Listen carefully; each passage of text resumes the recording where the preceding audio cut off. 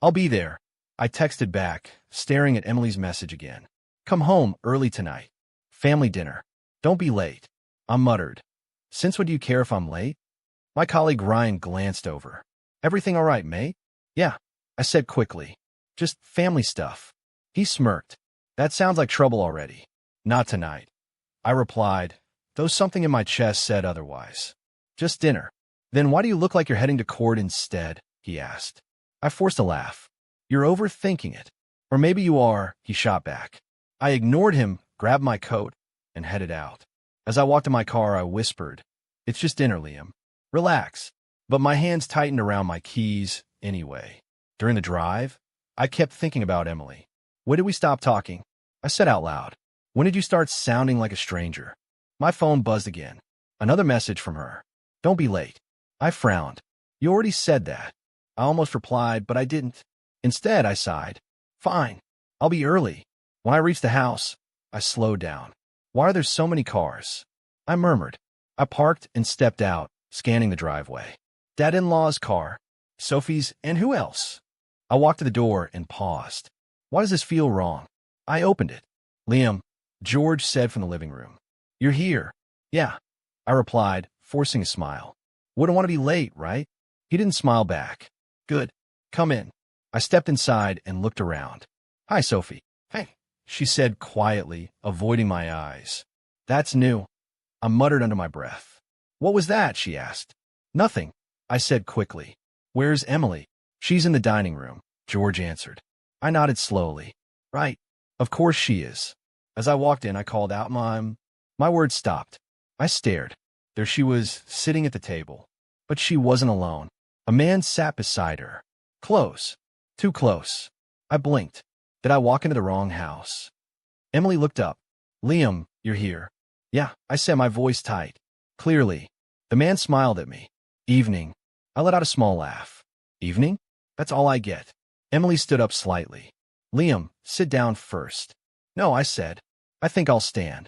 George walked in behind me. Just sit, son. I turned to him. Why is there a stranger at my table? The man leaned forward. I'm not a stranger. Oh, I said, raising an eyebrow. Funny. I don't remember inviting you. Emily whispered, Please don't start. Don't start. I repeated. Emily, I just walked into my own house and found you having dinner with some bloke I've never seen before. He extended his hand. Daniel. Daniel Hughes. I stared at his hand, then back at his face. Right. I didn't shake it. He slowly pulled it back. Fair enough. I looked at Emily. Do you want to explain? Or should I just guess? She hesitated. Liam. Go on, I said. I'm listening. Sophie stepped closer. Maybe we should all sit and talk. No, I snapped. I'm done sitting in silence while everyone else knows something I don't. George sighed. This isn't the way. Then what is the way? I shot back. Because this looks like a setup. Emily looked at me, her eyes cold. It's not a setup. Then what is it? I asked.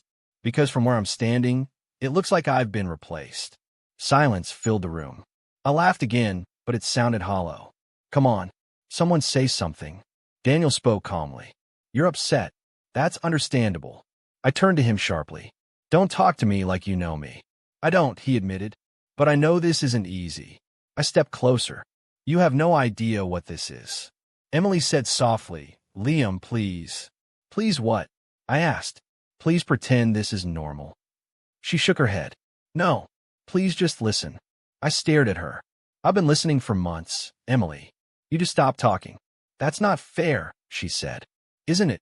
I replied. Because this, I gestured at Daniel. This feels very fair, doesn't it? George cleared his throat. Enough. Sit down, Liam. I looked at him. You knew about this? He didn't answer. That's a yes, I said quietly. Sophie whispered, I'm sorry. I turned to her. Sorry for what? She looked away. I let out a slow breath. Right. So everyone knew except me. Emily stepped closer. We were going to tell you tonight. I laughed again. Oh, how kind. A family dinner to break my life apart. It's not like that, she said. Then tell me what it is like, I demanded. She hesitated again. Daniel spoke instead. Maybe we should all calm down. I looked at him, my chest tight. You're sitting in my house, next to my wife, telling me to calm down? I'm trying to help, he said. I don't need your help. I snapped. Emily's voice dropped. Liam, stop. No, I said. I won't stop. Not this time. I pointed at Daniel. Who is he, Emily? She closed her eyes for a second. Say it, I said quietly. She opened them and looked straight at me.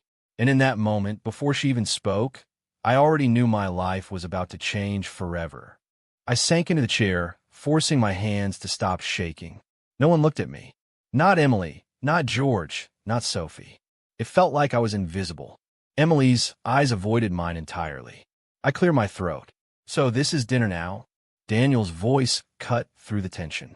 Daniel Hughes, he said calmly, extending his hand. Pleasure to meet you. I stared at him. Right. I didn't take his hand. George cleared his throat. We need to talk. My stomach twisted. About what? I asked, though I already knew. Emily's voice was quiet, measured. I think it's time we stop pretending. I blinked. Stop pretending what? That everything's fine between us, she said, her tone flat. I laughed nervously. Fine? You're having dinner with him, Emily. That's your idea of fine? Daniel leaned back slightly, his expression calm, unbothered. You've been absent, mate, he said. I felt my chest tighten. Absent? I echoed, voice cracking. I've been working, paying the bills, keeping everything together. Sophie bit her lip and looked at me with pity. Liam, maybe you should just hear them out. No, I snapped. I don't need pity. I need answers. Emily sighed. You don't understand. You've been busy. Daniel has been helping me with things, taking care of the house, the family. I coughed, trying to laugh it off. Helping you? Like what? Decorating? Cooking dinner? Or replacing me? George cleared his throat again. It's more complicated than that. Oh, of course, I said, voice rising. Because complicating my life is what family dinners are for now. Daniel leaned forward, placing a hand on the table as if he owned it. We're just trying to support her, he said. I shook my head. Support? In my house. At my table. Emily looked down, avoiding me. It's not what you think. Not what I think. I asked sharply. Emily, I've been staring at my wife, sitting next to some stranger, smiling like he belongs here. What do you call that if not exactly what I think? Sophie whispered. Maybe we should calm down. No, I yelled. I will not calm down. I want to know why I'm here. Daniel leaned back and smirked slightly. You're here because we care about her. I laughed bitterly. Care? That's funny. You care while I'm the one left out. Emily finally met my eyes, cold and distant. Liam, you've been distant too. Emotionally absent. You've been working all the time. I needed support. Support? I repeated. Support is supposed to come from me. I've been here, doing everything, making sure we have what we need. Daniel's smirk didn't fade. Sometimes being there physically isn't enough. I slammed my hand on the table. Oh, so I'm not enough? I'm replaceable? Emily flinched slightly. I didn't mean... We didn't mean? I cut her off. You didn't mean to destroy everything I've been working for? To erase me? George held up a hand. Liam, calm down. I will not calm down. I shouted. I'm not sitting here politely while my own life gets stripped away. Daniel leaned forward again. Look, I'm not here to fight you. I'm here because she needed someone. She needed someone? I yelled, pointing at him. Someone other than me? The person she married? The person she promised to love? Sophie's eyes glistened. Please, Liam. No, Sophie. Not this time. I've been polite long enough. Emily stood, trying to interrupt. Liam. Don't, I said, cutting her off. Just don't. I've been absent. Really? Do you know what it feels like to be replaced at your own dinner table, with your wife acting like you're the stranger? Daniel's face stayed calm, almost amused. You're upset. Understandable. Upset. I spat. I'm humiliated. Ashamed. I walked in here thinking I was coming home to my family, and instead, my voice broke. Instead, I find I've been removed. Emily's lips trembled. We didn't want it to be like this. I shook my head. Didn't want it to be like this? Too late. Look at me. Look at us. Look at what's happening. Daniel's hand rested lightly on the table. You're angry, and rightly so. But don't make this about me. I'm not making it about you. I shouted. You sit there, taking my place, while everyone acts like it's normal. This is about you, Emily, and everyone who let it happen. George cleared his throat, nervously glancing at Daniel. We're trying to handle this. Handle this. I repeated. Handle it? You're handling it by erasing me. Emily whispered, almost to herself. It's complicated. Complicated? I snapped. Complicated is not walking into your own home and finding your wife sitting with another man like I'm the one who doesn't belong here. Sophie's hand trembled as she reached for mine. Liam, please. I pulled away. No, I'm done begging. I'm done pretending this is okay. I'm here, and I see everything now. Daniel leaned back, still calm. You'll understand soon enough. I glared at him. No, I already understand. I wasn't invited for dinner. I was invited to be removed. The room fell silent. And in that silence, I felt a part of me die. Right there in my own house at my own table. I stood up, my hands shaking so badly I could barely keep them at my sides. So this is what I am to you? I asked Emily, my voice sharp, trembling. She didn't answer immediately. She just looked at me, calm, distant, and finally said, You changed, Liam. I froze. Hearing my own name from her lips sounded wrong, like I was already someone else. Changed? I laughed bitterly. I'm the same man who's been working late nights, paying the bills, keeping everything together. Changed? You mean absent, right? Because that's what you feel, isn't it? Emily opened her mouth, but no words came. You think I don't notice? I continued, voice rising. I notice everything. I notice you acting distant, cold, pretending like everything's fine while sitting across from a stranger in my own house. George's voice cut in before she could speak. A relationship needs presence, not just money. I turned to him, disbelief cracking my voice. Presence? So all those nights I spent making sure the bills were paid, making sure we were comfortable, it wasn't enough? I wasn't present enough. Sophie looked down at her hands, silent. Not a word, not even a glance. Liam, Emily tried, but I waved her off. No, I want to be heard. I shouted. Do you know what it feels like to be replaced? To walk into your own home and find your wife smiling at someone like they belong there more than you. Daniel leaned back slightly, smirking.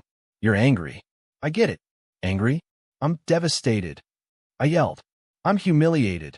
Every second I spent building this life. Every sacrifice I made.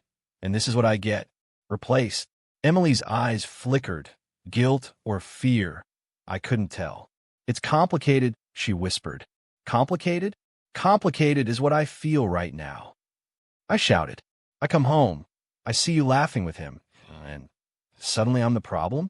Tell me, Emily, which part of this is supposed to make me feel better? George cleared his throat again, trying to intervene. Liam, calm down. No, I cut him off. I won't calm down. I won't sit here while my life, my marriage, my everything is handed to someone else like I didn't even exist. Daniel leaned forward a little, casually. Look, I didn't mean to. You didn't mean to? I repeated incredulously. You sit there, taking my place, and now I didn't mean to. You're polite while destroying me. Emily took a step closer. Liam, please listen. I shook my head. No, I've been listening for months, Emily. Listening to the silence, the excuses, the cold looks. Nothing you say can fix this now. Sophie whispered, maybe. Maybe what? I snapped. Maybe I should forgive you while my chest is breaking? You don't understand, Emily said softly. I understand perfectly, I yelled. I understand that the person I trusted, the person I loved, chose someone else. I understand that everyone around me, my family, watched it happen. I understand I've been erased from my own life. Daniel leaned back, still calm. You're upset, yes, but you need to. I don't need to listen to you. I shouted.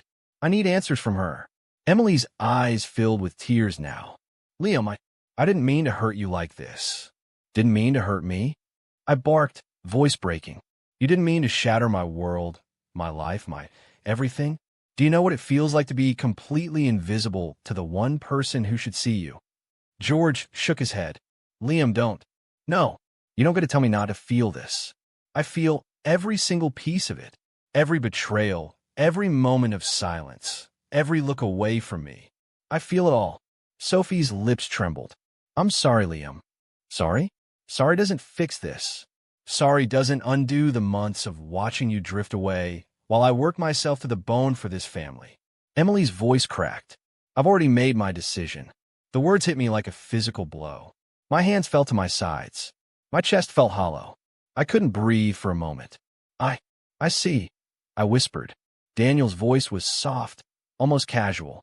I'll take care of her. Those words echoed in my mind as I turned and walked toward the door. I didn't look back. Every step out felt like leaving a part of myself behind. I opened the front door, and the cold night hit me like reality. I had lost something I didn't even realize I was holding on to until it was gone. And for the first time, I felt truly alone. I sat in my car, hands gripping the steering wheel, staring at my reflection in the rearview mirror. I didn't recognize the man staring back. Hollow eyes, tense jaw broken. I fished my phone out of my pocket. Oliver. I tapped his name. Liam. His voice was immediate, concerned. You sound terrible. What happened? I exhaled sharply. It's everything, Ollie. Everything at once. Start at the beginning, he said softly. I swallowed. Emily. There's someone else. I came home tonight, and she was sitting at the table like I didn't even exist. There was silence on the line. Then he said, "Come over." I didn't argue. I just drove. When I reached his place, he opened the door before I could knock. "You look like hell," he said, half laughing, half serious. "I feel like hell," I muttered, stepping inside. We sat in his living room. I sank into the couch, head in my hands. I can't believe it. I thought I knew her. I thought I knew my life. "You did everything you could," he said quietly. "You didn't lose them. They lost you." I stared at him. The words echoed. They lost me. Somehow, it didn't make the pain smaller, but it made it sharper, real. Not my fault. Over the next few days, I started picking up pieces. Oliver recommended someone, Dr. Hannah Clark, a therapist. I was hesitant at first. "You think talking will fix this?" I asked him. "It won't fix them," he said, "but it might fix you." So I went. Hannah listened more than she spoke. "You ignored the warning signs," she said gently. "Not because you didn't care, but because you were too busy keeping everything else together." I nodded, feeling the truth hit harder than the betrayal. I wanted to believe things were okay. "They weren't," she said. "And now you have to rebuild." Rebuild. The word felt heavy, but real. Then Oliver brought Isla Bennett into my life, his cousin. She wasn't judgmental. She smiled like she meant it. "Hey, you okay?" she asked, handing me a coffee. I guess," I said, uncertain. "You don't have to guess," she said. "Just breathe." Her kindness was something I hadn't felt in months. Not since Emily. It wasn't romantic, not yet. Just simple, safe, human. We started talking more. About work, books, stupid TV shows. I laughed. Small, awkward, but real. Therapy continued. I journaled. I cried. I yelled into pillows. I drove with no destination.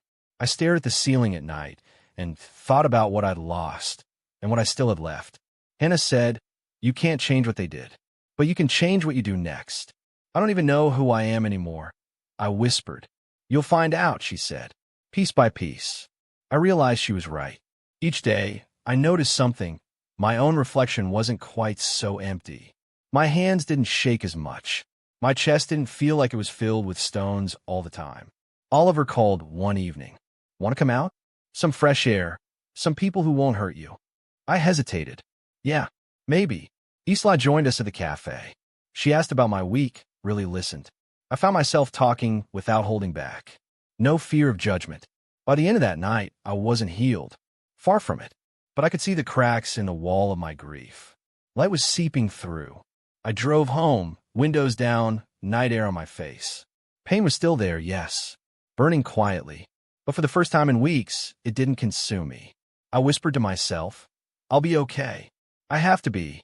And somewhere in the quiet, in the echo of the empty house I used to share, I felt the first flicker of something like hope. My phone buzzed, and I saw Sophie's name. I hesitated, then answered. "We need to talk," she said, her voice nervous, hesitant. "Now?" I asked, keeping my tone neutral. "Yes, please. It's important," she said. We agreed to meet at a quiet cafe downtown. I arrived first, watching the door, my hands gripping the strap of my bag. Sophie walked in, face pale, eyes avoiding mine. "Liam," she said softly, sliding into the seat opposite me. Hey, I replied cautiously. What's going on? She took a deep breath. It's about Emily and Daniel. I braced myself. Go on. They had been seeing each other long before that dinner, she said quietly. I froze. What? I didn't know how to tell you, she admitted. I felt guilty for staying silent. I thought it wasn't my place. But now, Liam, you deserve to know. My chest tightened. Pain, sharp and sudden. But I stayed calm. I forced my hands to stop shaking. So, it wasn't a spur-of-the-moment thing? No, Sophie said, biting her lip. It was planned. She wanted out, and, well, Daniel, he was already there. I leaned back, trying to breathe. Planned. I repeated, voice flat. Planned like a strategy? Yes, she admitted. George supported Emily's decision. He thought Daniel's wealth and status would be better for the family. I didn't agree, but I was too afraid to speak up. The betrayal hit me harder than Emily's actions ever did. Not the woman I loved, not the stranger at my table. It was them, my father-in-law, my own family, thinking I wasn't enough. So it wasn't just Emily, I murmured. It was all of them. It was a setup from the start. Sophie nodded. I know it hurts. I'm sorry I didn't tell you sooner. I don't need your apologies, I said quietly. I need the truth. Everything. Who knew what, when, and why. Over the next few days, Oliver helped me dig deeper. You sure you want to know all this? He asked one night. Yes, I said firmly. I need clarity. I need to understand. Together, we discovered things about Daniel I hadn't known. He's done this before. Oliver said, scrolling through articles. Manipulated relationships for money, for power. He's calculating Liam. I felt my anger boil, but beneath it, something else began to stir. Clarity. I realized now why everything had fallen apart so neatly, so deliberately. Did Emily know? I asked quietly, almost afraid of the answer. Oliver shrugged. Maybe. Maybe not. But it doesn't matter. What matters is what he does, what you do next. I stared at the ceiling that night, the events replaying in my mind. I saw the dinners, the laughter, the smiles, all part of a carefully constructed deception. My pain, my heartbreak, it had been manipulated.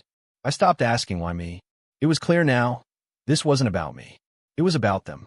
Their greed, their selfishness, their calculated choices. Instead, I asked what now. The shift wasn't immediate, but I felt it. Anger simmered, yes, but underneath was a sense of purpose, a focus I hadn't had in weeks. Sophie called me again, voice apologetic. Liam, I hope you can forgive me someday. I don't know if I can forgive, I said honestly, but I can learn from this. I can move forward. Oliver leaned back in his chair that evening. You're stronger than you think. This isn't the end, it's a turning point. I nodded slowly. A turning point, I repeated to myself. Not just for me, but for everything I do from now on. The betrayal still stung, yes, but it no longer left me broken. It left me focused. Every lie, every secret, every calculated move against me. It all gave me knowledge, power and clarity. I realized that Daniel's manipulations, Emily's choices, George's support, it all pointed me in one direction. Away from weakness, towards something else. Control, awareness, strength. I didn't smile. Not yet. But I felt the first spark of resolve flicker inside me. I would rebuild. Not just my life, but my sense of self. I wouldn't ask why me anymore. I would ask what now. And I would act. I've spent weeks focusing on myself, truly focusing. Work, my health, my mind, everything I had neglected while drowning in betrayal. Liam, you've got to see this, Oliver said one morning, waving a contract. This is it, the business we've been dreaming about. I leaned back, examining the papers. This is actually happening? Yet he grinned. It's our chance. Build something we control. I smiled faintly, feeling a spark I hadn't felt in months. Then let's do it. Isla became a quiet presence through all this. Never pushing, never demanding, always understanding. Need a hand? She'd ask, offering coffee or a listening ear. Her calmness balanced my restless energy. You're too kind, I said once, as we went over designs. Someone has to be, she replied softly. Days blurred into productive weeks. I was regaining control of my life, my focus, my choices. Then my phone rang. Unknown number. I hesitated before answering. Hello. Liam. Her voice, soft and uncertain, filled the line. It's me. Can we talk? I paused, heart racing but mind clear. All right, I said finally. Where? A quiet cafe, she suggested. I agreed. When I saw her, Emily looked different. Tired lines around her eyes, anxious posture. The confidence she once wielded like armor was gone. Hi, she said quietly. Hi, I replied calmly. She fidgeted with her cup. I made mistakes. Daniel, it's not what I thought it would be. I held up a hand. Stop. She blinked, surprised. I just wanted to explain. You made your choice, I said, voice steady. I'm listening, but I'm not reacting the way I used to. I thought it would be different, she admitted, voice breaking. I didn't expect him to be controlling, selfish. I didn't know he would. I shook my head, stopping her. Emily, I don't need explanations anymore. I don't need answers. Not from you. Not from anyone. I have what I needed a long time ago. Her lips trembled, a faint whimper escaping. But don't you feel anything? I feel, I said calmly, but it's not anger, not pain. It's clarity. I've taken back control of my life. I've rebuilt it. She looked down at her hands, ashamed. I'm sorry, Liam. I really studied her for the first time since that night. She wasn't the woman I loved anymore. Not really. She was someone I once knew, someone I used to care for, but now she was a ghost in my past. I hope you find what you're looking for, I said finally. But I'm no longer part of that equation. Her eyes glistened. Do you forgive me? I shook my head slightly. Forgiveness isn't necessary. It doesn't change what happened. I have closure now. That's enough for me. She swallowed hard, nodding, tears threatening. I didn't realize how much damage I caused. I realized it, I said, and that realization helped me grow. You don't get to hurt me anymore. Not my thoughts, not my actions, not my focus. Emily's shoulders slumped. I see. I understand. We sat in silence for a long moment. Outside, the city moved on, indifferent to our past. I felt detached but not empty. Strong, finally. Free. I left the cafe first, walking into the afternoon sun. Each step felt deliberate, controlled, powerful. I had faced betrayal, humiliation, and loss, and come out the other side. The call, the conversation, it didn't shake me. I didn't waver. For the first time since that dinner, I wasn't reacting to someone else's choices. I was acting on my own. I thought of Oliver, Isla, the business we were building, the life I was reclaiming. I felt alive in a way I hadn't in years. Emily's shadow in my mind faded with every step. I didn't need to chase closure. It was already mine. I had control now. I had direction. I had myself. And that was enough. A few weeks later, the world I'd left behind started to crumble without me. I first heard from Sophie, her voice hesitant, almost ashamed. Liam, I just thought you should know, she said quietly. What is it?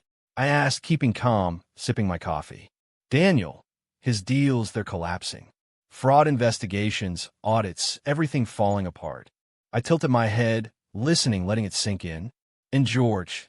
She sighed. He's losing money too. Trusted Daniel too much.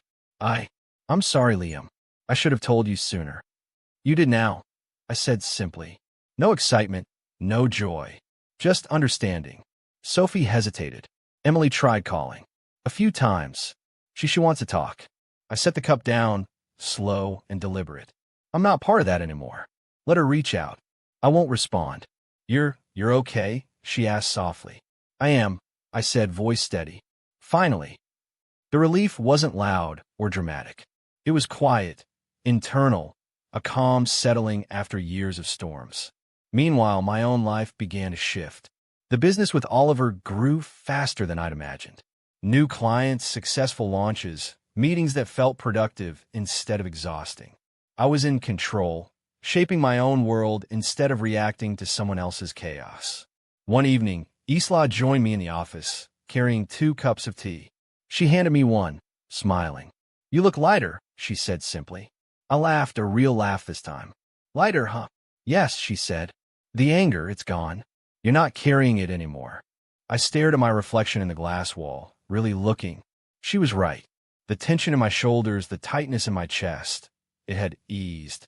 I wasn't seeking revenge. I wasn't obsessed with their downfall. Life was handling it, and beautifully. You didn't need revenge, I whispered, almost to myself. Life did it for me. Isla leaned back in her chair, sipping her tea. I think you've earned this peace, Liam. I nodded, feeling the truth of it. Daniel's arrogance, Emily's choices, George's misplaced trust. It had all played out without me lifting a finger. Karma doesn't knock. It crashes in, and I watched it unfold from the sidelines, calm and untouchable. The world outside my office moved as usual, indifferent, but I felt an inner clarity I hadn't known in years. I had survived betrayal, humiliation, and heartbreak. I had rebuilt myself. I had reclaimed control. Sophie called again a few days later, voice trembling slightly. I don't know how to say this, but thank you for not reacting badly when I told you. You're welcome, I said softly. About my own life now. Let them handle theirs. Emily reached out once more, a text this time. I didn't open it. Not once.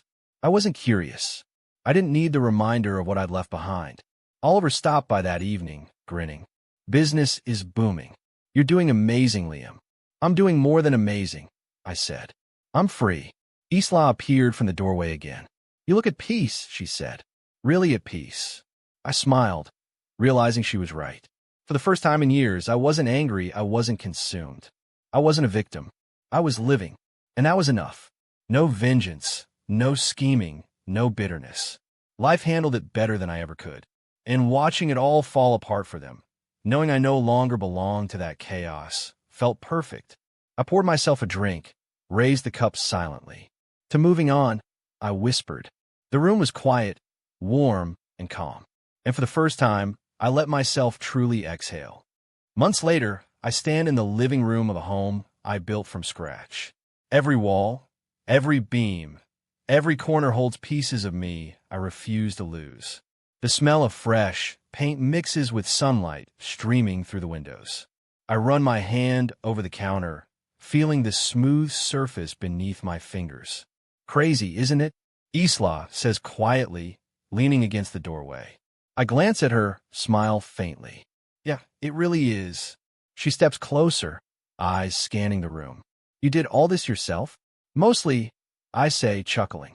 Oliver helped with the plans, a bit of construction advice, but this is mine. Finally, Isla nods, her presence calm and steady. It suits you. I stare out the window, thinking about that night.